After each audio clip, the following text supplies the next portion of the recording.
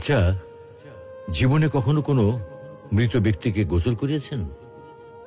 যদি কখনো সুযোগ হয় তাহলে সেই মৃত ব্যক্তিকে গোসল করাবেন। তখন খুব কাছ থেকে দেখবেন মৃত মানুষের দেহটা কতটা অসহায় লাগে, মৃত্যুর পরে মানুষের দেহ কতটা ভয়ের কারণ হয়ে দাঁড়ায়।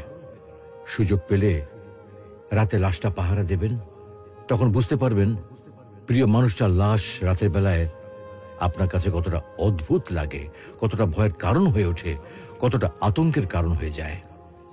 সুযোগ পেলে মৃত ব্যক্তির শরীরে একটু হাত লাগিয়ে কিছুক্ষণ তার স্পর্শ নেবেন। আপনি তখন উপলব্ধির সুযোগ পাবেন এই পৃথিবীতে বিশাল প্রভাব প্রতিপত্তি মৃত্যুর পরে কতটা নির্যাতনের রূপ নেয়।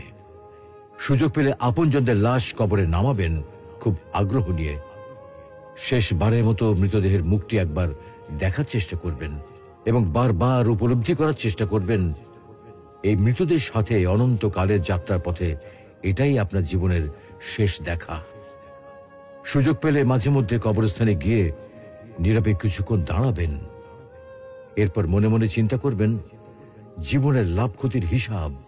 এই মৃত মানুষগুলো এই পৃথিবীতে কি করে গেছেন, কাদের রেখে গেছেন। যাদের রেখে গেছেন তারা কি কখনো এই মৃত মানুষগুলোকে স্মরণ করার জন্য কবরস্থানের